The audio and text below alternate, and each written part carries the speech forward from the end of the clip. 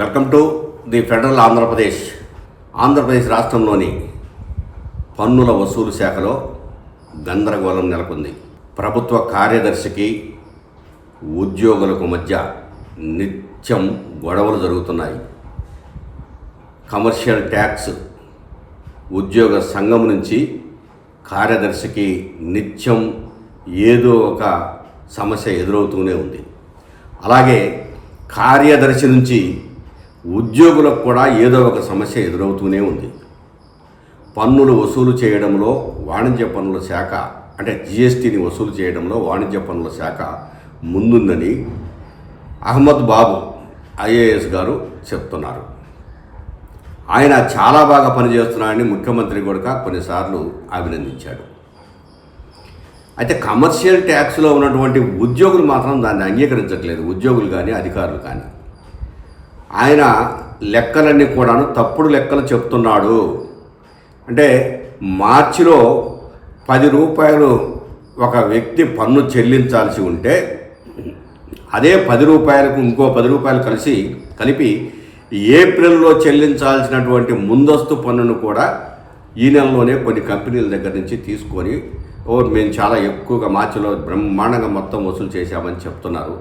ఏప్రిల్లో తగ్గిందంటే కొంచెం నిదానం కడతారు, ఏముంది అది అని చెప్పేసి చెప్పుకొని ముందు అడుగు వేసే పరిస్థితి ఏర్పడింది. అంటే ముందస్తుగానే పన్ను చెల్లించిన వాడు ఏప్రిల్లో అసలు కట్టడు. అది కొంచెం తగ్గినా మళ్ళీ మే నెలలో మళ్ళీ కొంచెం పన్ను పెంచి చూపించుకోవడం ఇట్లా జరుగుతూ ఉంది తప్ప వేరేది కాదు.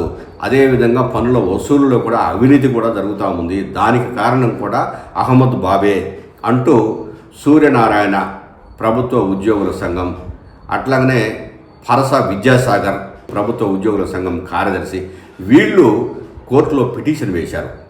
కోర్టు విచారించింది. న్యాయమూర్తి భట్టు ఆయన క్లియర్ కట్గా చెప్పాడు. ఐఏఎస్ అధికారి అయినటువంటి చీఫ్ సెక్రటరీగా కమర్షియల్ ట్యాక్స్కు ఉన్నటువంటి అహ్మద్ బాబు పనితీరు బాగోలేదు, చాలా తప్పులు చేస్తున్నాడు. ప్రధానంగా ఈయన కమర్షియల్ ట్యాక్స్లో ఉద్యోగులకు ఇవ్వాల్సినటువంటి పదోన్నతుల వ్యవహారంలో నిర్లక్ష్యం చేశాడు. వెంటనే పదోన్నతులను అమలు చేయాలి. మే నెల 4వ తేదీలోపు ఈ పదోన్నతుల జాబితా మొత్తం తయారై అమలుకు చర్యలు తీసుకోవాలి, లేకపోతే అహ్మద్ బాబు మీదే కోర్టు చర్యలు తీసుకుంటుంది అని చెప్పేసి న్యాయమూర్తి గారు స్పష్టం చేశారు. అదేవిధంగా కమర్షియల్ ట్యాక్స్లో చాలా అవినీతికి లేకపోతే నిర్లక్ష్యానికి అన్నింటికి కారణము అహ్మద్ బాబే. ఇట్లాంటి వ్యక్తిని నేనుగా అయితే అక్కడ ఆ శాఖలో ఉన్నతాధికారిగా ఇంకొకరు ఉన్నట్టయితే ఖచ్చితంగా ఆయన పక్కన పెట్టేవాడిని, తొలగించేవాడిని, ఈ ఉద్యోగానికి అనర్హుడుగా భావించేవాడిని నేను అని చెప్పేసి తీవ్రమైనటువంటి ఆ వ్యాఖ్యలు చేశాడు. తీర్పులో కూడా ఈ శాఖ పనితీరు ఏమాత్రం బాగలేదని చెప్పేసి చెప్పాడు. ఇంత జరుగుతున్నా నేను చేస్తున్నది కరెక్టే అని చెప్పేసి అహ్మద్ బాబు కోర్టుకు వెళ్ళాడు. అయితే ఇంకా దానికి తీర్పుకు టైం పడుతుంది, అట్లా పెండింగ్లో ఉంది. ఇప్పటికే అహ్మద్ బాబును బదిలీ చేయాలని, ఈ కమర్షియల్ ట్యాక్స్లో పదోన్నతులన్నీ కూడాను సక్రమంగా ఇతర శాఖల్లో ఇచ్చినట్టుగా ఇవ్వాలని చెప్పేసి ఉద్యోగ సంఘం వాళ్ళు కూడా హైకోర్టుకు వెళ్ళారు. అది హైకోర్టులో ఉద్యోగ సంఘానికి అనుకూలంగా తీర్పు వచ్చింది. తర్వాత ఎవరైతే ఈ ఉద్యోగుల సంఘం వాళ్ళు ధర్నాలు ఇట్లాంటి ఆందోళన కార్యక్రమాలలో పాల్గొన్నారో వీళ్ళందరి మీద క్రమశిక్షణా చర్యలు తీసుకుంటున్నామని చెప్పేసి అహ్మద్ బాబు వాళ్లకు నోటీసులు ఇచ్చేసి కొంతమంది మీద క్రమశిక్షణా చర్యలు తీసుకున్నారు. ఈ అసోసియేషన్ ప్రధాన కార్యదర్శి పరస విద్యాసాగర్ మీద క్రమశిక్షణా చర్యలు తీసుకున్నారు. ఆయన వెంటనే హైకోర్టును ఆశ్రయించారు.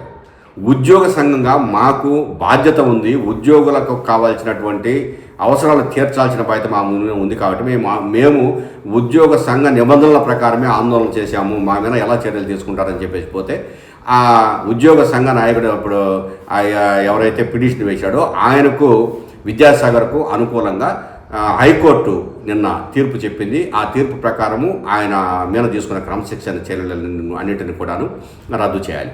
అదేవిధంగా 4th క్లాస్లో కొంతమంది అహ్మద్ బాబుకు మద్దతుగా ఏదో లేఖ ఇచ్చారని చెప్పేసి చెప్తున్నారు. ఆ లేఖలు కూడా ఏమి కావు. వీటికి సంబంధించి కూడా నేను హైకోర్టులో పిటిషన్ వేస్తున్నాను. ఈయన పోకడ సరిగ్గా లేదు, ఈయన పద్ధతులు మార్చుకోవడం లేదు, పద్ధతులు మార్చుకోవాలి, లేకపోతే మా శాఖ నుంచి బదిలీ చేసి వేరే శాఖకైనా ఈయన పంపించాలని చెప్పేసి మళ్ళీ ఒక పిటిషన్ హైకోర్టులో దాఖలైంది.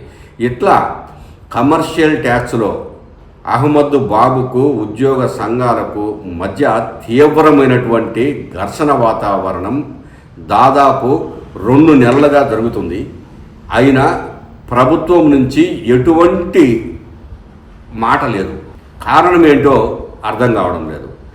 ఒక శాఖలో ఉద్యోగులకు ఆ ఉద్యోగులు నడిపించే ఉన్నతాధికారికి మధ్య తీవ్రమైన ఘర్షణ వాతావరణం నెలకొనడంతో పాటు ఒకరిపై ఒకరు విమర్శలు, అట్లాగనే హైకోర్టును ఆశ్రయించడాలు, హైకోర్టు కూడా అహ్మద్ బాబుకు వ్యతిరేకంగా తీర్పు ఇవ్వడాలు ఇన్ని జరిగినా కూడా ప్రభుత్వం నుంచి కానీ లేదు ఆ జిఎస్టీ శాఖను చూసే మంత్రి దగ్గర నుంచి కానీ లేదు ఇతరులు ఎవరైనా ఉన్నతాధికారులు సిఎస్ లాంటి ఉన్నతాధికారుల దగ్గర నుంచి కానీ ఏ విధమైన స్పందన కనిపించలేదు. ఇది ఏ విధమైన పోరాటానికి దారితీస్తుందో, ఏ విధంగా కమర్షియల్ ట్యాక్స్లో గందరగోళానికి కారణమవుతుందో వేచి చూడాల్సి ఉంది.